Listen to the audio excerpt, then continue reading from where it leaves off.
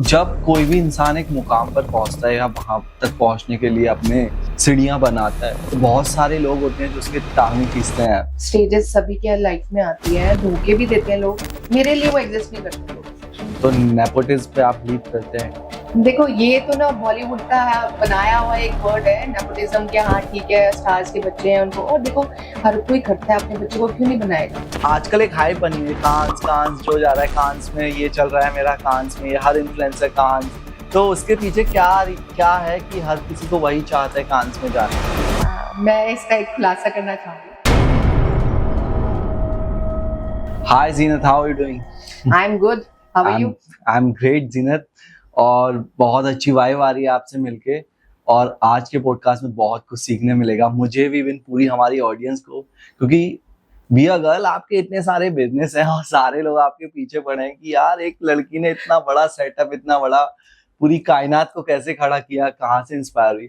और काफी सारे न्यू एक्टर हैं, आर्टिस्ट हैं जो इंडस्ट्री में खुद को लाना चाहते हैं। तो बहुत कुछ सीखने मिलेगा आज के पॉडकास्ट में। स्टार्ट करते हैं आपकी जर्नी से कि कहाँ से आपके दिमाग में आया कि मैं एक बिजनेस गर्ल बनूंगी, एक प्रोड्यूसर, एक एक्टर, और कितने सारे नाम लूं, मैं खुद थक जाऊंगा। थैंक यू अर्जित, फर्स्ट ऑफ ऑल तो मुझे अपने शो पे बुलाने के लिए। और डेफिनेटली मैं अपनी जर्नी आज आपको जरूर बताऊंगी कि मेरी कहाँ से कैसे जर्नी स्टार्ट हुई और क्या क्या हुआ। तो जैसे कि मैं बताऊं कि मैं एक मुस्लिम फैमिली से बिलोंग करती हूँ, और आपको पता है कि मुस्लिम फैमिली थोड़ी ऑर्थोडॉक्स होती हैं, लेकिन मेरे यहाँ पर ऐसा कोई सीन नहीं है। अच्छा। मुझे हमेशा सपोर्ट मिला, प्यार मिला, और इवन ये भी कहा उन्होंने कि आप ग्रो करो, आप जो करना चाहते हो खुल के करो। तो ये कहीं ना कहीं मुस्लिम फैमिली, या इवन इसमें कुछ मुस्लिम नहीं है, काफी एरियाज है जहाँ पे लोगों की सोच में यही डाल दिया जाता है कि यार तुम लड़की हो, तुम इस काम के लिए नहीं बने, तुमको घर का काम करना है, तुमको अपने हस्बैंड को चलाना है, तुमको अपने बच्चों को पालना है। तो एक छोटा सा मैसेज दे सकते हो उन लोगों के लिए कि यार ऐसा कुछ भी नहीं है, तुम खुद में स्टैंड कर सकते हो, खुद में उठ सकते हो, तुम सब कुछ हो। देखो, आपको वुमेन एम्पावरमेंट का जो आजकल आता है मैसेज, वो इसीलिए आता है कि वुमेन कुछ भी कर सकती है। आप शाहरुख भी बन सकते हो और गौरी भी बन सकते हो। एग्जैक्टली। अपनी लाइफ का, लेकिन वो डिपेंड करता है कि आप क्या चाहते हो अपनी लाइफ से। ठीक है, तो मैं यही मैसेज देना चाहूंगी कि आप ये मत सोचो कि आपकी डॉटर है या वाइफ है या फीमेल है, अगर उसके अंदर क्रिएटिविटी है और वो कुछ करना चाहती है तो उसको पुश करो, उसको सपोर्ट करो। और आपका ये ऑरा देख के तो ऐसा लग रहा है आप शाहरुख और गौरी के कॉम्बिनेशन एक बिजनेस गर्ल और साथ साथ एक्टर। समझ लो कुछ भी। मैं ब्लेस्ड हूँ, तो मैं अपने आप को ब्लेस। तो आपने अपनी लाइफ में कहाँ से ये सब सीखा? एक हर किसी का एक लर्निंग फेस होता है लाइफ में। तो आपको कौन सी एज में लगा कि यार अब मुझे करना चाहिए, अब मेरे पास मेरा वक्त आ गया है कि अब मुझे कुछ बड़ा धमाका करना? और सब लोग देखते भी हैं आपका जो इंटीरियर डिजाइनिंग का वर्क है, और जो आपकी कंपनीज हैं बहुत ज्यादा फेमस है दिल्ली में। सब लोग आपके जैसा बनना चाहते हैं, बहुत सारी गर्ल्स हैं कि यार हम भी इस मुकाम पर पहुंचे, हमारे पास भी सारी चीजें हो। तो कहाँ आया आपकी लाइफ में, कहाँ लगा वो टर्निंग पॉइंट? अर्चित, मैं आपको एक बात बताती हूँ, मैंने आज तक जो भी काम किया है ना, वो सिर्फ मन से किया है। अगर मेरा मन करता है तो मैं वो काम करती हूँ, वरना मैं बिल्कुल नहीं करती हूँ। क्योंकि मैं बिलीव करती हूँ कि अगर आप कोई काम कर रहे हो ना, तो आपको पैशन होना चाहिए उसमें, और अगर आपका पैशन नहीं है ना, तो आप वो काम कर ही नहीं सकते हो। इंटीरियर डिजाइनिंग भी मेरा पैशन था नहीं, मतलब है भी। तो मेरी इतनी ज्यादा क्रिएटिविटी थी, और मुझे ये था कि हाँ, मुझे इंटीरियर डिजाइनिंग ही करनी है, और टचवुड ऊपर वाले का साथ है। मैं इतनी ज्यादा अपने आप को ब्लेस समझती हूँ कि उसने मेरा हाथ हमेशा पकड़ा है। मतलब किसी भी लेवल पे मुझे ऐसा नहीं हुआ कि मुझे स्ट्रगल करना पड़ा या मुझे कोई क्लाइंट नहीं मिला, ऐसा कभी हुआ ही नहीं। हमेशा ऑटोमेटिकली सारी चीजें ना होती चली गई। आप ये मानोगे कि मैं कहती हूँ कि मैंने अपनी स्टोरी खुद ही लिखी है अपने हाथों। ये मैं कह सकती हूँ कि मैंने अपनी चीजें सारी मैनिफेस्ट जो करी हैं, वो होती ही चली गई। तो आप मैनिफेस्टिंग पे बिलीव करते हैं? हाँ, मैं बहुत करती हूँ।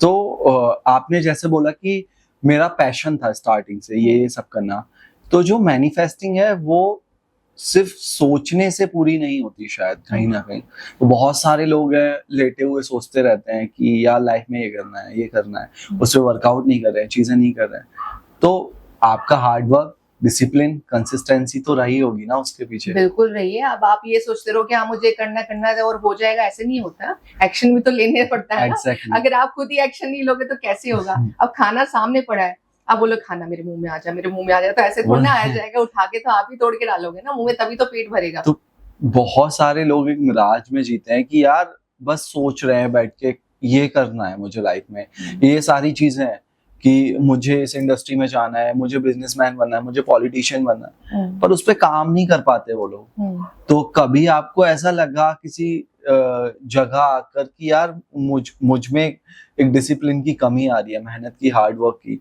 तो फिर आपने उसको इम्प्रूव किया? देखो मेहनत से ना मैं कभी पीछे नहीं हटती। मैं एक बार जो ठान लेती हूँ कि मुझे ये करना है तो मुझे करना है, फिर तो चाहे इधर हो जाए दुनिया या उधर हो जाए, वहां से मैं हिलते नहीं हूँ बिल्कुल भी। कांस्टेंट पूरी में रहती हूँ। शिद्दत से चाहते हो आप। बिल्कुल बिल्कुल। वही शाहरुख वाला जो डायलॉग है, शिद्दत वाला ही है अपना। एग्जैक्टली।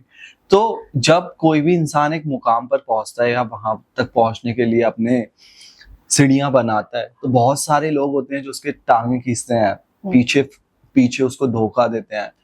तो कभी ऐसा फेलर्स महसूस हुए आपको लाइफ में कि कहीं ना कहीं एक पॉइंट पे आके आपको डिमोटिवेशन मिला हो लोगों से कि यार ये लोग क्या कर रहे हैं मेरे लिए, क्या क्या बोल रहे हैं?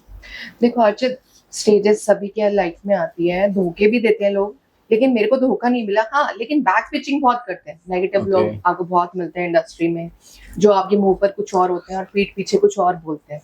बहुत मिलेंगे आपको। आपके मुंह पे होंगे वाह वाह कितना अच्छा काम है, कितना अच्छा काम है, और पीछे ऐसे बिचिंग करते हैं और ऐसी ऐसी स्टोरीज बनाते हैं। तो उनका बेस्ट सोल्यूशन ये है कि आप उन सबको ना अवॉइड करो, इग्नोर कर दो, जैसे वो एग्जिस्ट ही नहीं करते। तो इसलिए मेरे लिए वो एग्जिस्ट नहीं करते लोग, मैं उन पर ध्यान ही नहीं देती हूँ। मुझे जो करना है मुझे वो करना है, दैट्स इट। तो कहीं ना ऐसा होता है यार, हम लोग भी पार्टीज में जाते हैं, सब लोग जाते हैं, तो वो बहुत ज्यादा फेक लगते हैं। तो एक फेक प्रोमिसेस करते हैं, मैं आपको ये करा के दूंगा, ये सब है, ये वो। तो उन लोगों को कैसे डील किया जाए उन लोगों से? कैसे फेक मतलब फेक प्रॉमिस, अरे यार तुम्हें एल्बम दिला देंगे, तुम्हें ये करा देंगे, अरे तुम ही हो नेक्स्ट स्टार यार। मैं हूं ना तुम्हारे साथ यहाँ पे। मेरी लाइफ में ऐसा फेस आया ही नहीं, क्योंकि मैं खुद ही मेकर हूँ। मैं तो औरों को काम देती हूँ, तो मेरी फेस ये वाला आया नहीं। तो कहीं ना कहीं आपने कोई फेक प्रॉमिसेस किए? नहीं, मैं सिर्फ जो भी टैलेंट है उसको प्रमोट करती हूँ, और मैं चाहती हूँ कि लोग आगे बढ़े। यंगस्टर जो हैं, जो इतने स्ट्रगल्स कर रहे हैं, अगर उनमें टैलेंट है तो क्यों नहीं उनको करो, एग्जैक्टली आगे प्रमोट करो। तो नेपोटिज्म पे आप बिलीव करते हैं? देखो ये तो ना बॉलीवुड का बनाया हुआ एक वर्ड है नेपोटिज्म के। हाँ ठीक है, स्टार्स के बच्चे हैं उनको, और देखो हर कोई करता है अपने बच्चे को, क्यों नहीं बनाएगा, क्यों नहीं बनाना चाहेगा स्टार? अगर उसमें लगता है इसकी मतलब क्रिएटिविटी है और वो आगे बढ़ना चाहता है, वो हार्ड वर्क भी कर रहा है। मेरा भी अगर कोई बच्चा होता है और वो चाहता है कि हाँ ठीक है मेरे को मम्मा की तरह स्टार बनना है या मेरे को ये काम करना है, तो मैं क्यों नहीं करूंगी सब? एग्जैक्टली करूंगी ना। तो आप उसको कुछ भी बोल लो यार। कहीं ना कहीं मुझे ऐसा लगता है, जब मैं अभी मुंबई गया हूँ रिसेंटली, तो बहुत सारे लोग होते हैं ना, अरे यार ये तो एक्टर का लड़का है, अरे ये तो एक्टर की बेटी है, तो इनको तो मिल ही जाएगा काम। पर काफी सारे लोग ये नहीं देखते जब वो ऑडिशन देने जाते हैं कि भाई वो तुझसे बेटर है, वो तुझसे ज्यादा मेहनत किया हुआ है। अगर वो एक्टर का बेटा है तो उसका शेड्यूल है पूरा टाइम, वो इतने घंटे जिम भी कर रहा है, वो इतने घंटे एक्टिंग क्लासेस भी कर रहा है, सारी चीजें कर रहा है। बिना मेहनत की तो नहीं बनता ना कोई। फिर लोग उस पर बातें बना देते हैं कि यार वो तो एक्टर का लड़का है। टाइगर श्रॉफ आज भी अपनी डाइट को लेके बहुत ज्यादा सिंसियर है। बिल्कुल है, तभी वो यहाँ पर है। बिल्कुल है, दिखता है, वो दिखता है उनका, मतलब कितने डिसिप्लिन रहते हैं, कितनी मेहनत करते हैं, सब नजर आता है। और लेकिन वो टैगलाइन लगी हुई है ना कि स्टार के बच्चे हैं, बस ये बात है और कुछ नहीं। अच्छा, हम बहुत सारी बातें मिक्स मैच कर रहे हैं, स्टेप बाय स्टेप लेते हैं इसको। सबसे पहले आपके बिजनेस के बारे में बात करते हैं कि कौन कौन से बिजनेस हैं आपके, कैसे कैसे उसको एस्टेब्लिश किया, तो थोड़ा सा डिस्क्राइब करिए आप।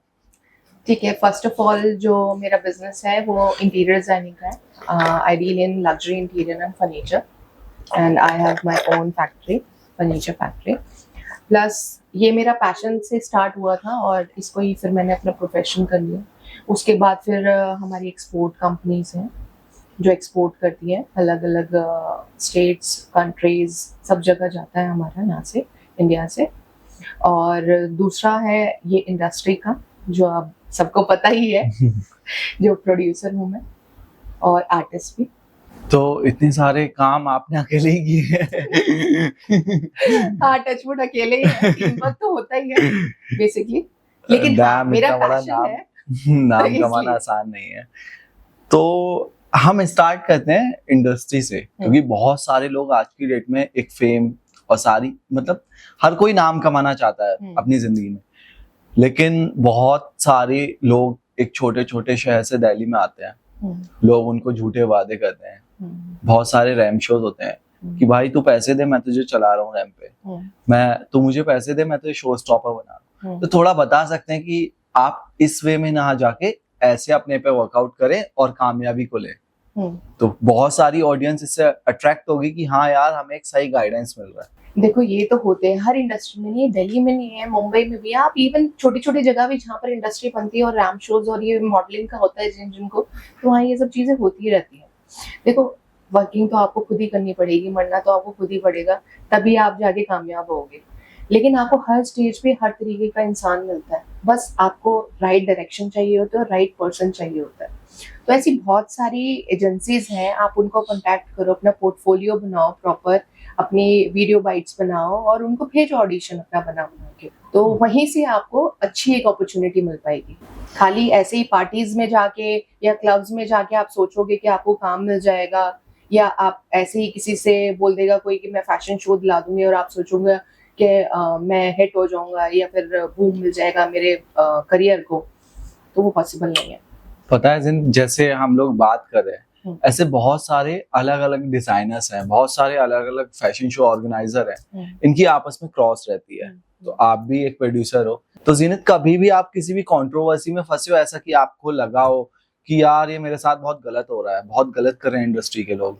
मैं किसी से फालतू बात ही नहीं करती, मैं अपने काम से काम रखती हूँ, तो मेरे साथ ऐसी कंट्रोवर्सी होती ही नहीं। ना मैं किसी के बारे में बुरा बोलती, ना मैं किसी के बारे में अच्छा हाँ, बोलती, तो मैंने बोला कि मैं कुछ बोलती नहीं हूँ। दूर ही रहती हूँ।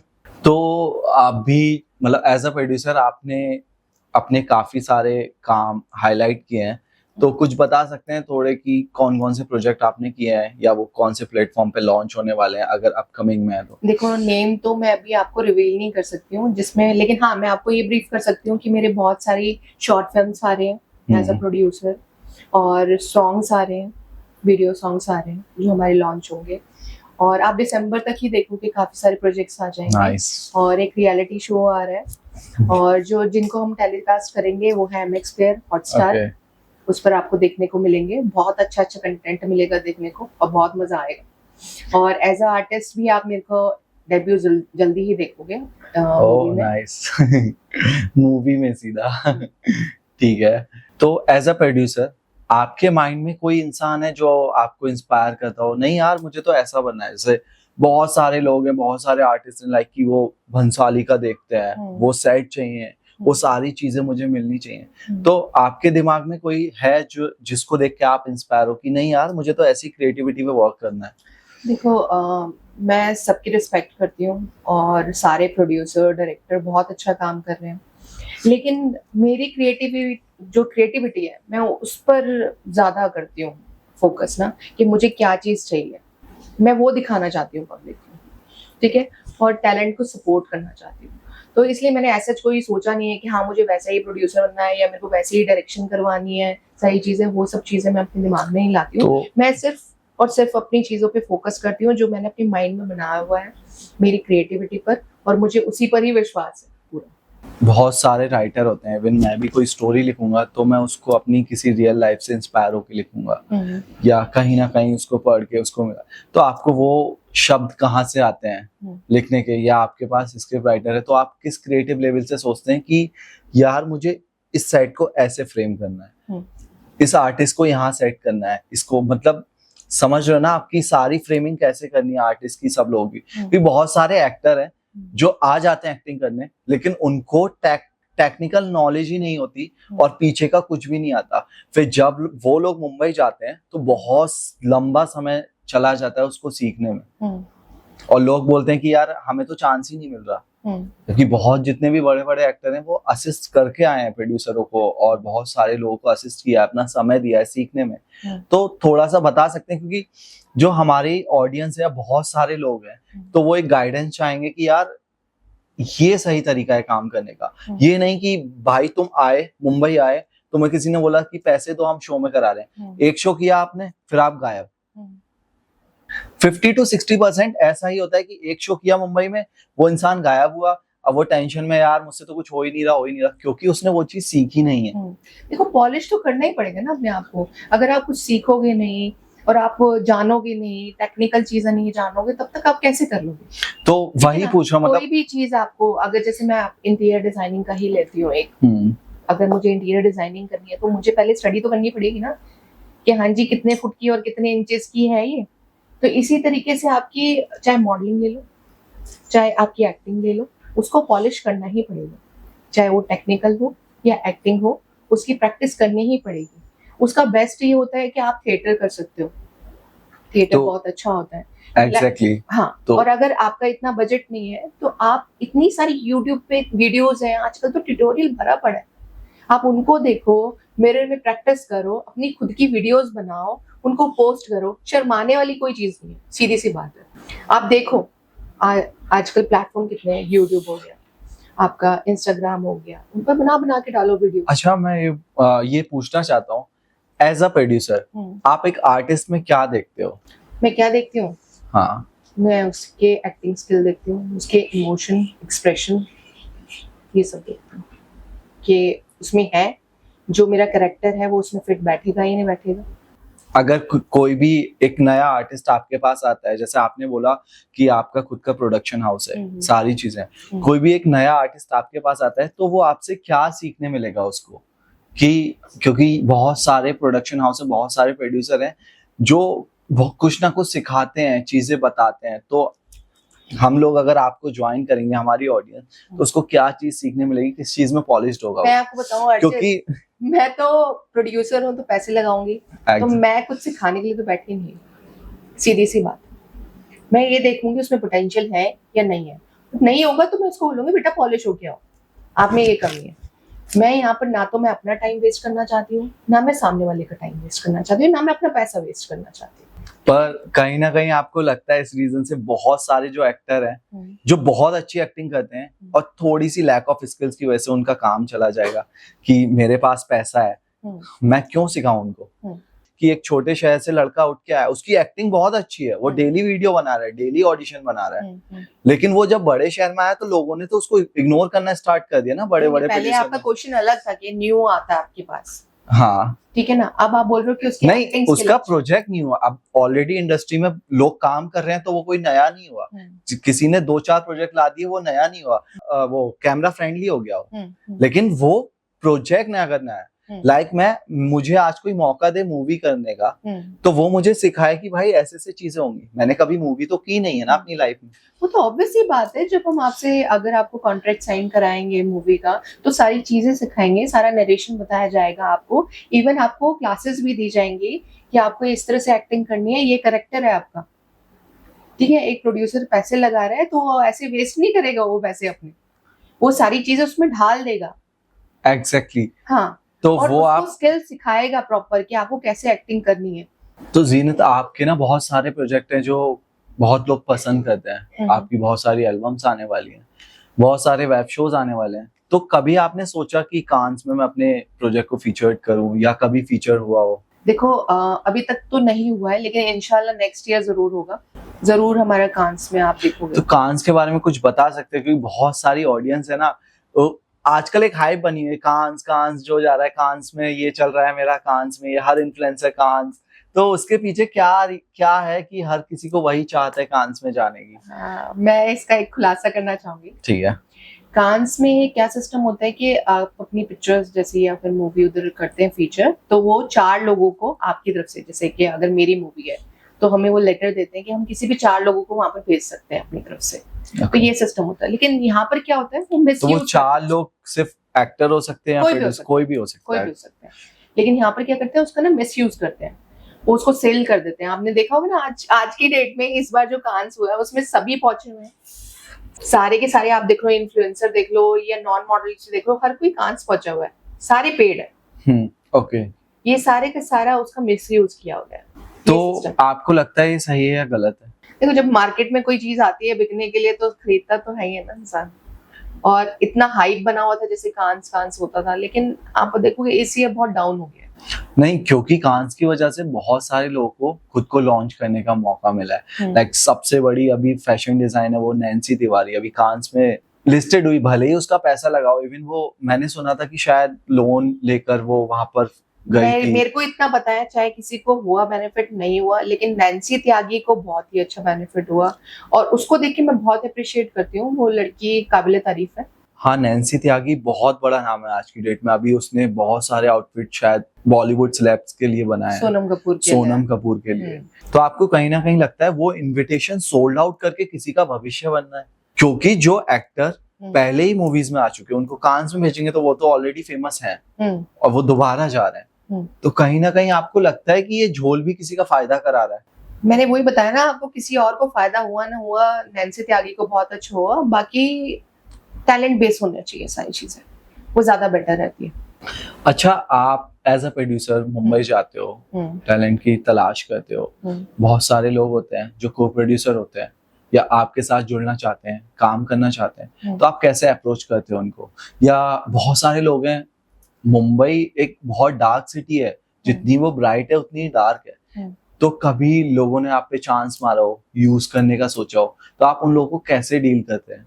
एज अ प्रोड्यूसर चांस मारा, ऑफ कोर्स बहुत सारे आर्टिस्ट ही होते हैं जो प्रोड्यूसरों के पीछे पागल होते हैं कि यार अब तो इसको प्यार में डालना है, ये सब है, अपना काम बनेगा, सारी चीजें।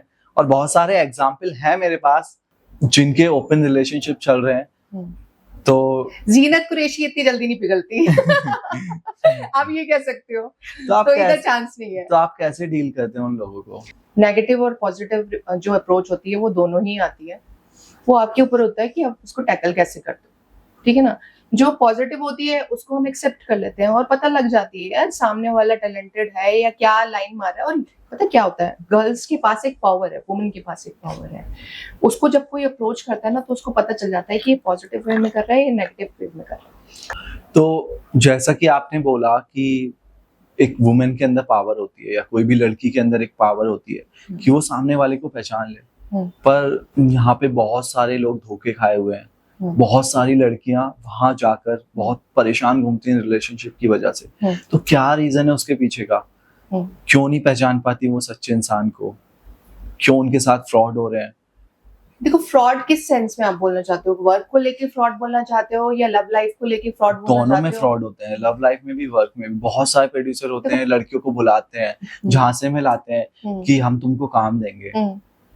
उनके बीच वन नाइट स्टैंड होता है, सुबह लड़की ब्लॉक, भाई तू आई क्यों? इसका आंसर तो हमने खुद ही दे दिया है। आप खुद सोचो ना, ये तो आपके ऊपर है ना, चॉइस तो आपके हाथ में, किसी ने आपसे जबरदस्ती तो नहीं करी। आप अपनी बुद्धि तो यूज करो। वो क्यों नहीं पहचान पा रही और क्यों ऐसा लग रहा है उसको कि यार मुझे काम मिल जाएगा? तो थोड़ा सा गाइडेंस दे सकते हैं हमारी ऑडियंस को कि क्या वो देखे, अगर वो किसी प्रोजेक्ट को ग्रैब करने जा रही है, कहीं ऑडिशन देने जा रही है, तो किस चीज से अवेयर रहे, क्या क्या चीजें, क्या क्या क्वालिटीज उसके अंदर होनी चाहिए कि यार सामने वाला है ना प्रोड्यूसर, वो झटपट तुम्हारा दिमाग बदल देता है। और जो न्यू कमर्स होते हैं ना, उनके साथ यही होता है मुंबई में।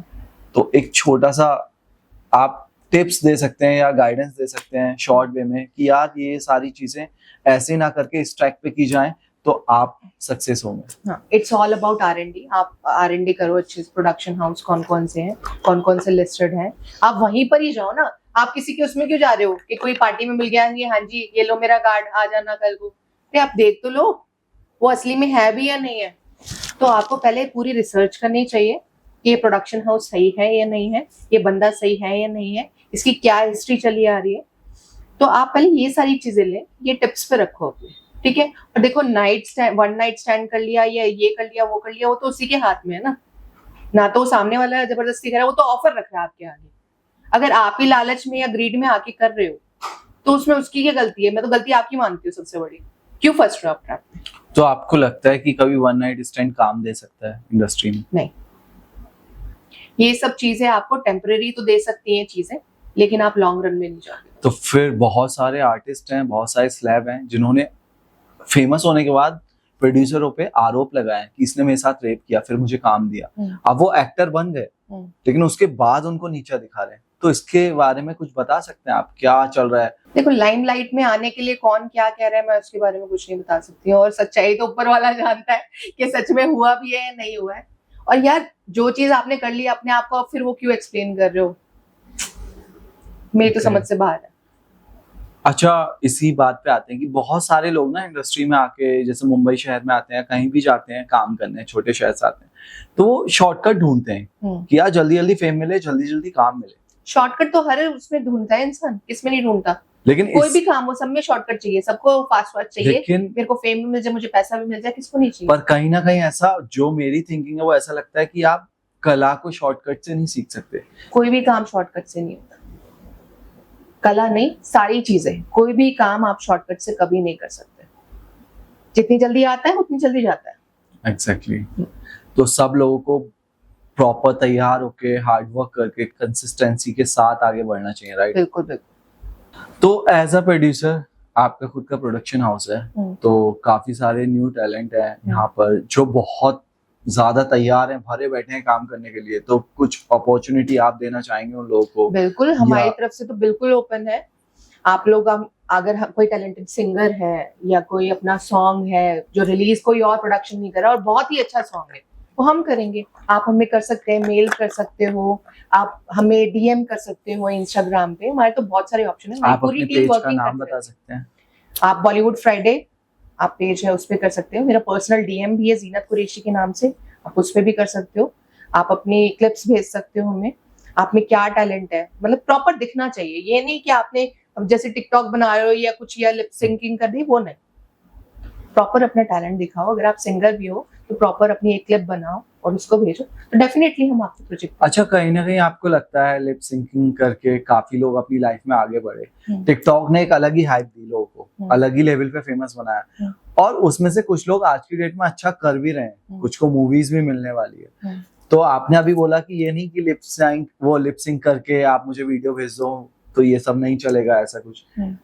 तो क्या सोचते हैं आप इसके बारे में कि जो टिकटॉकर लोग होते हैं? अच्छा, एक बात बताओ, आप लिप सिंकिंग कर लिया आपने, तो उससे मेरे को आपका टैलेंट का पता चलेगा? मुझे आपकी वॉइस का नहीं पता चलेगा, मुझे आपके इमोशंस का नहीं पता चलेगा। एक्सप्रेशन चलो आप एक बार को डाल भी दोगे, लेकिन प्रॉपर जो आप में निकल के आएगा करेक्टर, वो तो नहीं आएगा ना। वो एक मोनोलॉग ही बता सकता है आपका। तो वो प्रॉपर तभी पता चलेगा जब आप अपनी वॉइस में वो एक्ट करके दिखाओगे विद इमोशंस। एग्जैक्टली। तो तभी तो ऑडिशंस होते हैं। एग्जैक्टली। तो मैं इतना पूछना चाहता हूँ, जैसे आज की डेट में इंस्टाग्राम सबसे बड़ा प्लेटफॉर्म है सोशल मीडिया का, तो आपको कहीं ना कहीं लगता है जो इन्फ्लुएंसर लोग हैं वो फेमस हो रहे हैं, बहुत ज्यादा हाइप पे जा रहे हैं, मिलियंस व्यूज आ रहे हैं लिप सिंक करके, और जो अच्छे एक्टर है ना वो मोनोलॉग बना बना के आज भी घर बैठे हैं, तो क्यों नहीं ढूंढ पा रहे लोग उनको? क्या लगता है इसके पीछे का रीजन, और क्या करना चाहिए उस आर्टिस्ट को, एक्टर को, अपने अंदर क्या बदलाव कि वो खुद को एक लाइमलाइट में ला सके? सबसे पहली बात तो हार नहीं माननी चाहिए कभी। अगर आप ये सोचो कि हाँ मैं बना बना के अपनी इकट्ठी करता रहूंगा और खुद ही खुश होते रहोगे, तो फायदा नहीं है ना। एग्जैक्टली। ठीक है, आप उनको भेजो ना।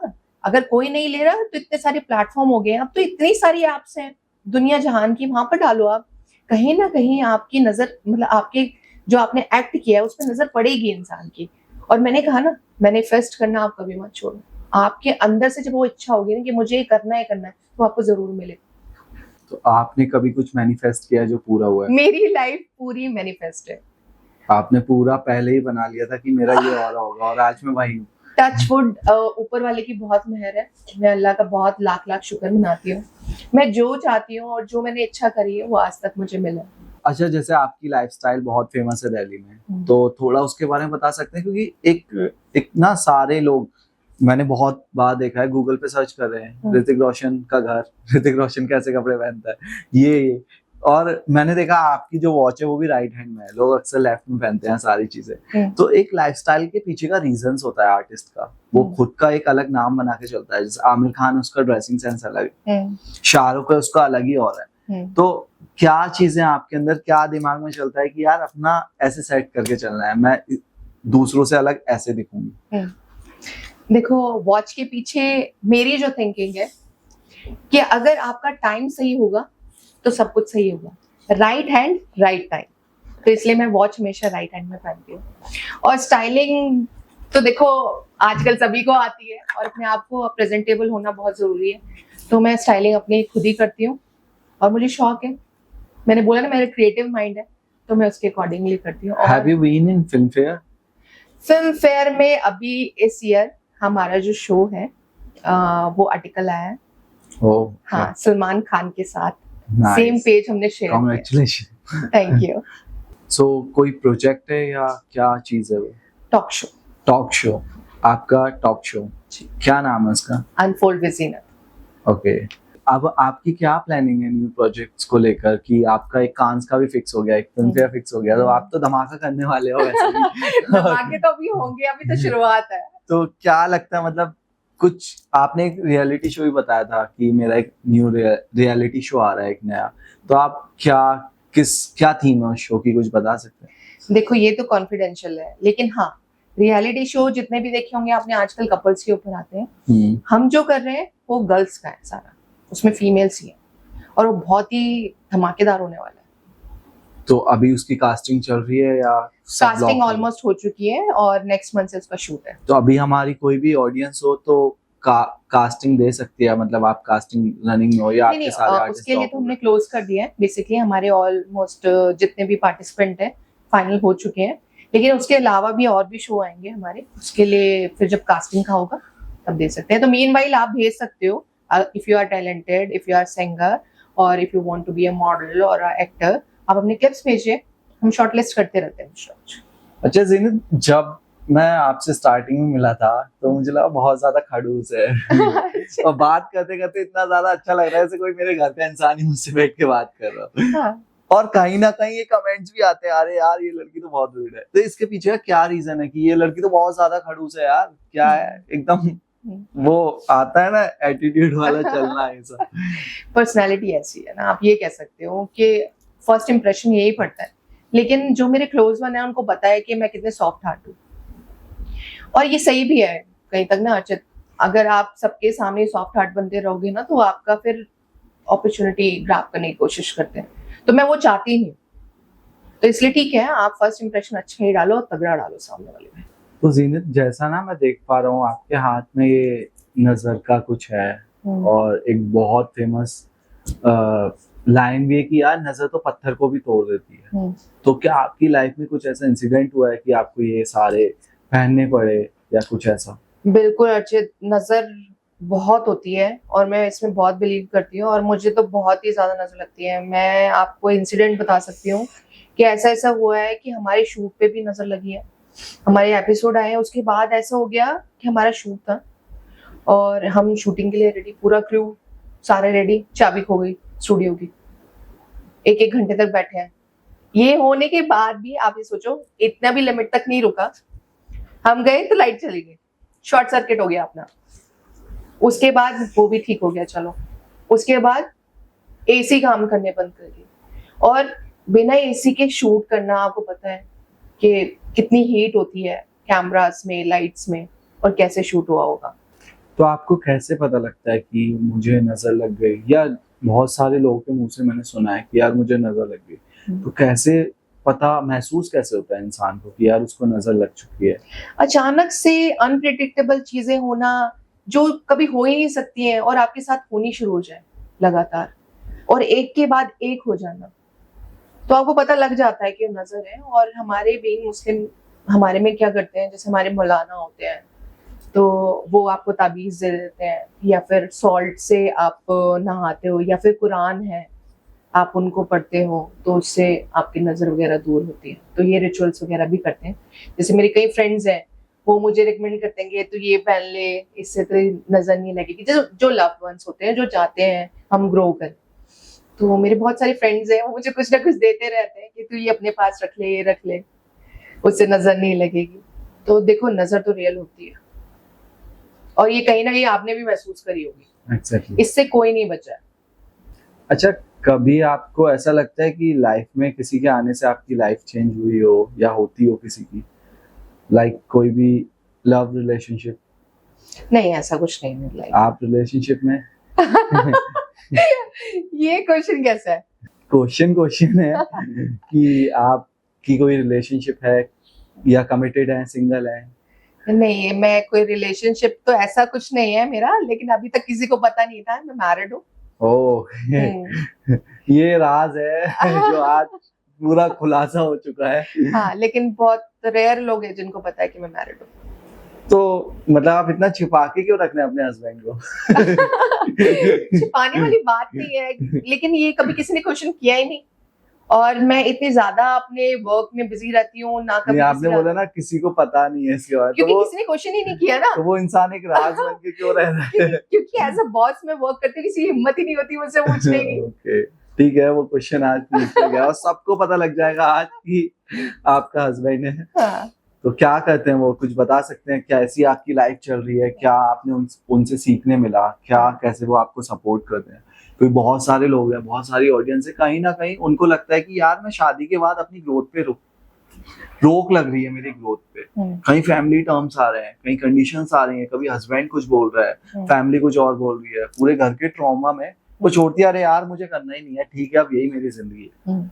आप एक उन लोगों के लिए एक बोल सकते हैं कि पब्लिक फिगर हो, कि आप एक इतने सक्सेसफुल गर्ल हो जो बिजनेस वुमेन, अब तो आप पता लग गया है कि अब तो गर्ल नहीं बोलेंगे, आप बिजनेस वुमेन हो बहुत बड़ी और बहुत सारे काम करते हो, आप आर्टिस्ट हो, आप प्रोड्यूसर हो, आप बिजनेसमैन हो, वो बिजनेस वुमेन हो। किस लेवल पे आपको सपोर्ट मिलता है और एक छोटा सा गाइडेंस पब्लिक के लिए कि यार आपको भी अपने जो आपका पार्टनर है उसको ऐसे सपोर्ट करना चाहिए कि वो भी आगे बढ़े? अगर आपको याद होगा, मैंने स्टार्टिंग में बताया था कि मुझे हमेशा फैमिली से सपोर्ट मिला है, तो वो सपोर्ट यही था कि मेरे हस्बैंड ने मुझे कभी किसी चीज के लिए रोका टोका नहीं, और उन्होंने देखा है कि बहुत ही फेयर है अपने वर्क को लेके और बहुत ही सिंसियर है, क्योंकि उनको पता है कि मुझे जो चीज करनी है मैं बहुत ही सिंसियरली उसे वर्क करती हूँ। हमेशा हर स्टेप पे उन्होंने साथ दिया है, सपोर्ट किया है। बाकी कभी मुझे उनकी जरूरत पड़ी तो उन्होंने हमेशा बैक इनसे सपोर्ट किया मुझे। तो कहीं ना कहीं आपको लगता है कि यार कभी भी किसी को आगे बढ़ने से नहीं रोकना चाहिए, कई लोगों को सपोर्ट देना चाहिए, क्योंकि हमारे इंडिया में ना बहुत सारे एक पता नहीं अजीब सा कल्चर है इसका कि कोई भी लड़की है घर के काम के लिए बनी है, बाहर के काम ही नहीं कर सकती। और स्पेशली मुस्लिम में तो इतना ज्यादा एक अलग ही वो है, हालांकि सब जगह है वो, रूरल एरियाज में तो बहुत ज्यादा है, लेकिन और बोलते हैं ना कि बिल्कुल सजदा करके रखो, वो वाली चीज। तो पर्दा बोलते क्या बोलते हैं? ठीक है, बोलते हैं ना एक पर्दा करके, पर्दे का एक वर्ड और है यार, नकाब। हाँ, तो बोलते हैं ना कि एक नकाब पहन के रखो, आप बाहर मत निकलो ज्यादा, ये वो। और तो आपको लगता है कहीं ना कहीं इस सारी चीजों पे रोक लगा के उनको भी अधिकार है कि वो आगे बढ़े? तो एक छोटा सा मैसेज कि आप भी तो यहाँ तक पहुंचे और इतनी क्लीन इमेज, इतने ज्यादा अच्छे, और आपके रिलेशंस हैं, आपके साथ लोग खड़े हैं, आपके ऊपर बहुत सारे लोगों का सपोर्ट है, आप लोगों को सपोर्ट करते हो, सारी चीजें कितनी पॉजिटिव है। इवन मैं आपके साथ बैठा हूँ, मुझे इतनी पॉजिटिव वाइब आ रही है। तो कहीं ना कहीं उनकी निगेटिविटी उन लड़कियों का फ्यूचर खराब कर रही है। तो आपको लगता है कि इस चीज पे कैसे रोक लगा सकते हैं हम लोग, या इसको कैसे बढ़ावा देने से रोक सकते हैं? देखो अर्चित, मेरा मानना ये है कि चाहे हिंदू हो या मुस्लिम हो, गर्ल्स हो या बॉय हो, सबको मतलब हक है आगे बढ़ने का, ठीक है? चाहे अब, लेकिन बात क्या है, एजुकेशन। अगर आप एजुकेटेड नहीं हो ना, आप इस चीज को नहीं समझ पाओगे। आप बच्चे को पूरी एजुकेशन दो, आप खुद भी एजुकेटेड हो, तो आप समझोगे कि हाँ ये कौन से पाथ पे जा रहा है। आपको क्लियर विजन तभी नजर आएगा जब आप एजुकेटेड ही नहीं हो और आप एक कुएं का मेंढक बन के बैठे हो, आपने बाहर निकल के देखा ही नहीं है।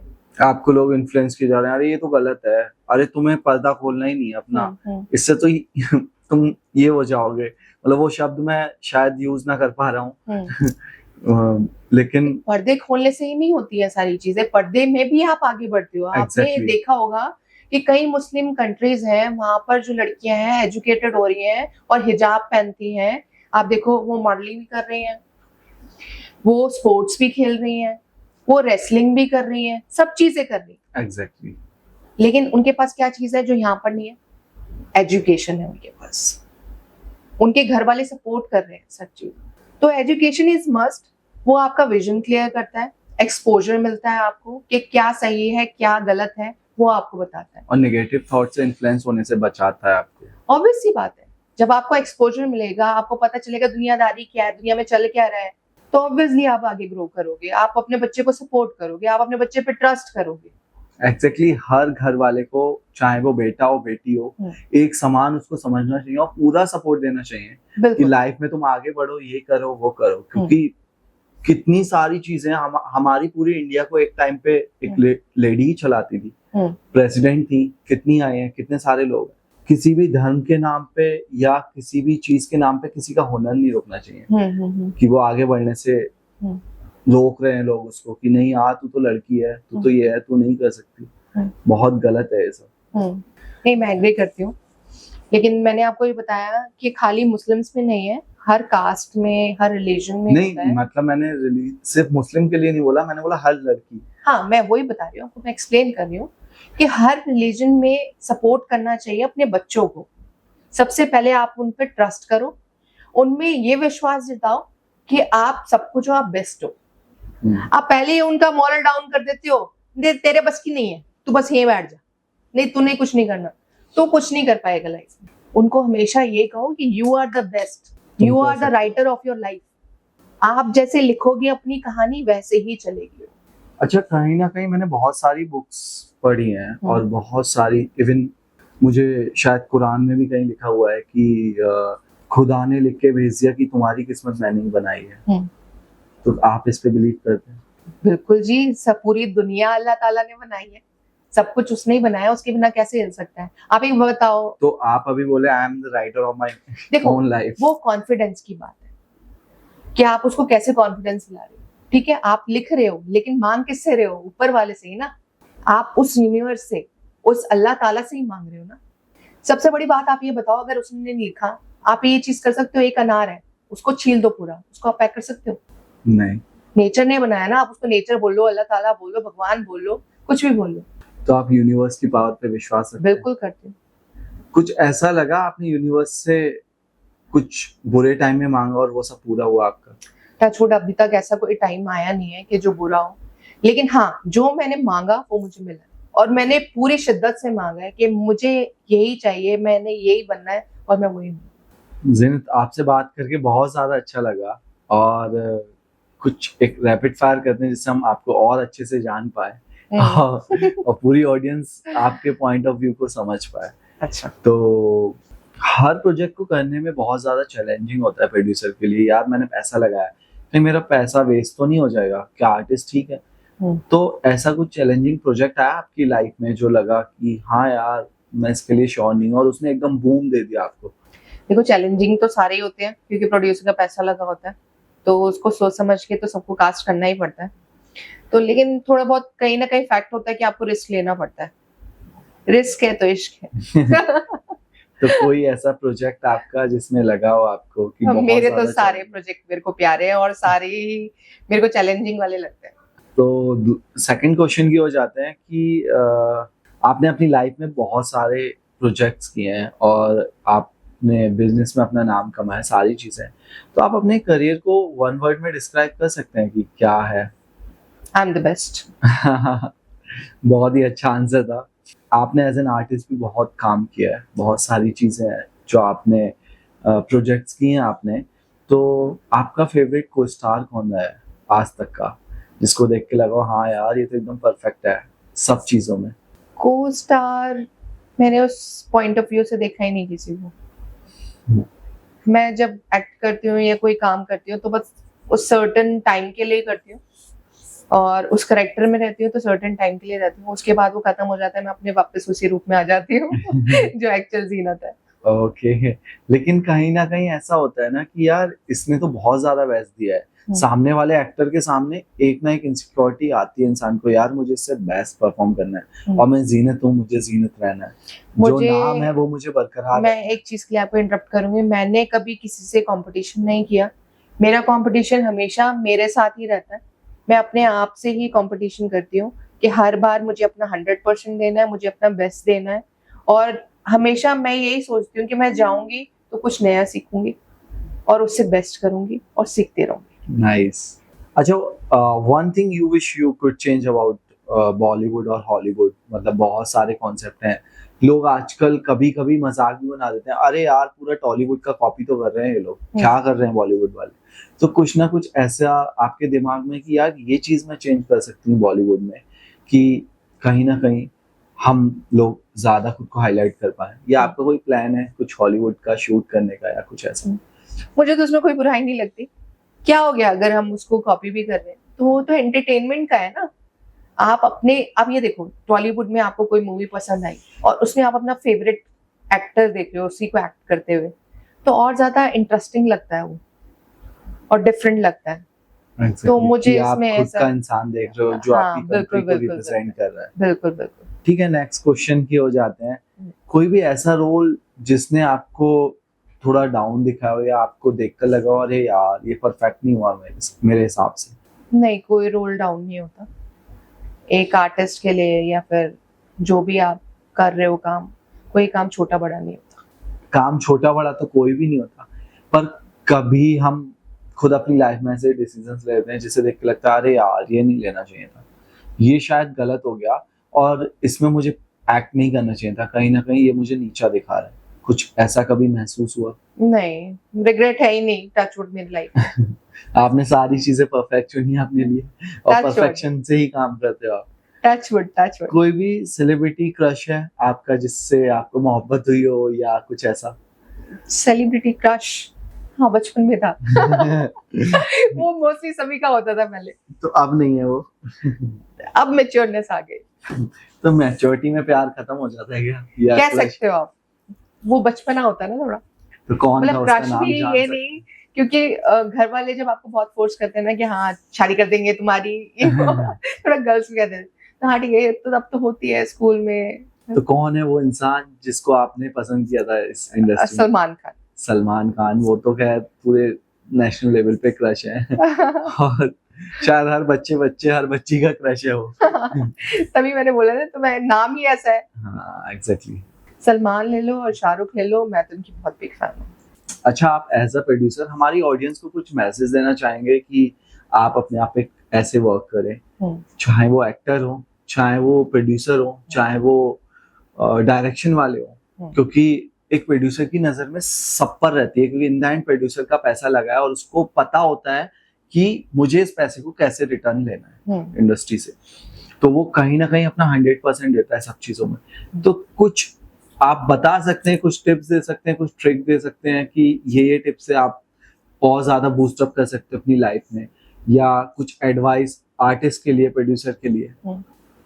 फर्स्ट ऑफ ऑल तो अपने आप को पॉलिश करो, अपने ऊपर कॉन्फिडेंस रखो, आप ये मत सोचो आप किसी से कम हो, ठीक है।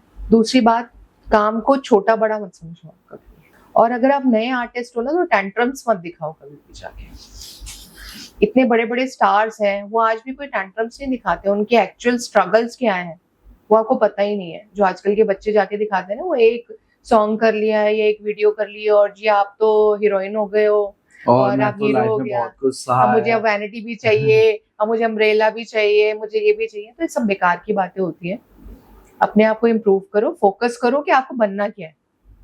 अगर आपको बड़े मुकाम पर पहुंचना है तो आपको सोना खाना सब कुछ भूलना पड़ेगा। सब कुछ भूलना पड़ेगा, आपको अपने काम से प्यार करना पड़ेगा, आपको उसी पर ही फोकस रखना पड़ेगा, आपको शिद्दत से। आपकी मोहब्बत ही आपका काम है। बिल्कुल बिल्कुल बिल्कुल, वन वर्ड यही है। बहुत कुछ सीखने मिला ज़िन्नत आपसे, और बहुत खुशी हुई, बहुत अच्छी वाई मुझे बात करके। और इस पॉडकास्ट को आज यहीं फिनिश करते हैं। बहुत सारे लोग हैं जो आज बहुत कुछ सीखेंगे, और मैं चाहता हूं कि आप अपने जितनी भी आईडीज हैं या ईमेल्स हैं उसको मेंशन कर दें, ताकि जितने भी न्यू टैलेंट है वो आपको अपनी प्रोफाइल भेज पाए और आप शॉर्टलिस्टेड कर पाए अपने प्रोजेक्ट के लिए। ये बहुत ज्यादा हेल्पफुल होगा हमारी ऑडियंस के लिए। थैंक यू सो मच इस पॉडकास्ट में आने के लिए। Thanks a lot. अच्छा, मुझे भी बहुत मजा आया आपसे आज बहुत सारी बातें करके। और रही हमारी आईडी की बात, तो आप बॉलीवुड फ्राइडे हाश, वो आप सर्च कर सकते हो, उस पर आप हमें अपनी टैलेंट्स जो है डीएम कर सकते हैं। प्लस वहाँ पर ईमेल भी है, वहाँ पर आप ईमेल भी कर सकते हो, तो टीम आपको रिवर्ट करेगी। बाकी आप मेरे को भी पर्सनल जो मेरी आईडी है जीनत कुरैशी, उस पर भी कर सकते हैं डीएम। तो जो टीम है वो सारा शॉर्टलिस्ट करती रहती है, सारी चीज़ें देखती रहती है। और अगर आप टैलेंटेड होगे और हमारे प्रोजेक्ट में फिट होते होगे तो जरूर हम आपको लेंगे। थैंक यू सो मच, बहुत अच्छा लगा आपसे बात करके। ऐसे ही है, थैंक यू।